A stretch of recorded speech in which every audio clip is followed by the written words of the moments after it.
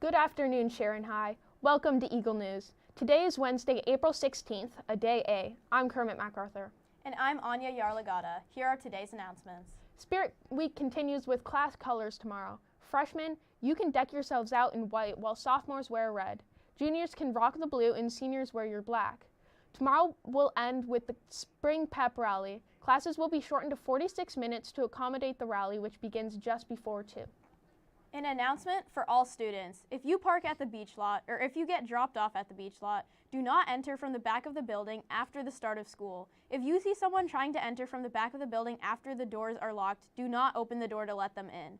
Again, students arriving late must enter through the building from the front door only. Do you have an announcement you'd like to run after break? Want to join us in studio? Scan the QR code on the screen.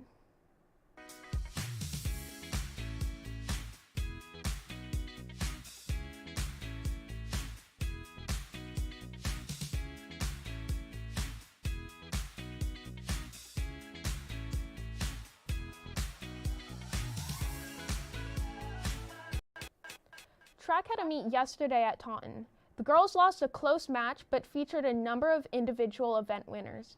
Sharon swept the 800 meter, led by Iris Nolan and followed by Jessica Zhang and Reagan Ray. The team had a strong showing in the 100 meter hurdles, with Dharma Trivedi leading the way and Allison Dembski finishing third. Trivedi was also on the 4x100 meter relay team that won, along with Imani Vong, Callie Weeder, and freshman Melanie Mauricio. On the boys' side, Josie Brown-Wright broke the school record in the 400 meter with a time of 49.2 seconds, the second best time of any runner in Massachusetts so far this spring. Brown-Wright was also on the winning 4x400 meter relay team with Ethan Scarfo, Xavier Cardoso, and Simon Jenner. Other winners included Alex Blumen in the mile and Tegan Jones in the high jump. The team's next meet is Tuesday after break against King Philip. Girls tennis bounced back from a tough loss to Longmeadow over the weekend, sweeping all 5 matches against Manfield on Monday and keeping their perfect record against Hockomock League opponents. Eleni Hu, Kat Budadolchev, and Lila Hogan all won their single matches, while Rayvan Shankla and Ria Sriram won in first doubles, and Grace Zong and Karen Liang won second doubles. The team's next match is today at home against Taunton. Boys tennis also won Monday. The usual first doubles pairing of Isaac Chen and Sava Kasav split up, winning both their singles matches. Joel Zwicker and Sri Paratla won their doubles match in the third set to super tiebreak, and Avanish Mohan and Alex Pinnix won their second doubles match in straight sets. The team is on the court again today at Taunton. Boys lacrosse was victorious over Milford. Sharon built up a 4-goal lead at half and limited the visitors to just 1 goal in the second to close out the 15-4 victory.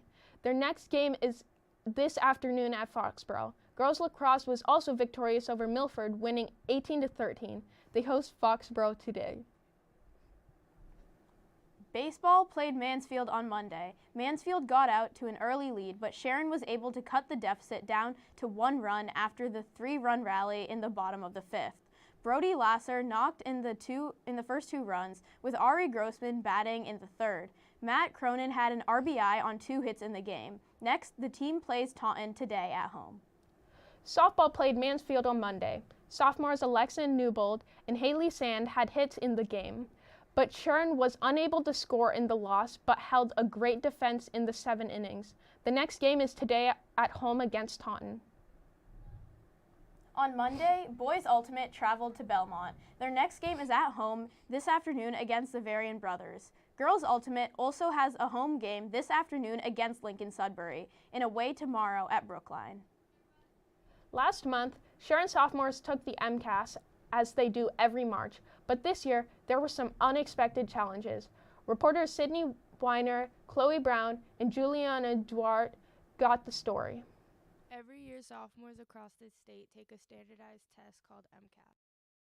Administrators in Sharon dedicate a whole hallway for a successful testing environment, and they rearrange teacher schedules in order to ensure enough proctors in the testing rooms. Typically, the day runs smoothly without any challenges. However, with the new system Cognia, it had its challenges. We did all these special system tests that we didn't even need to do, and then it wouldn't start, and it was really confusing. The delay was enough for students to think the exam would be canceled. I agree. I kind of got excited when I thought that we weren't going to have it because they were saying there were some difficulties. Wait, but we weren't gonna have it?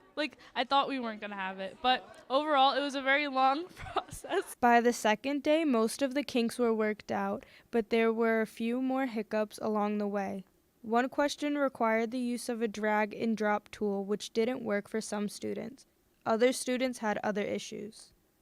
So my thoughts on MCAST was it was a little iffy because we were using a new system and stuff. So there was a bunch of random stuff going on, a bunch of technical difficulties. The screen would just randomly freeze for absolutely no reason. But it was also kind of stressful. The delays affected the rest of the school.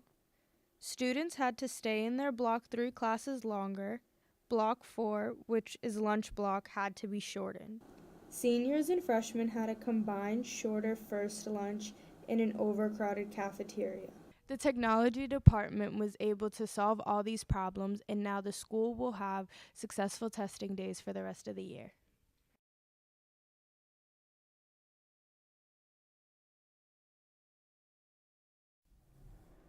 That's it for today's announcements. Have a great break, Sharon High.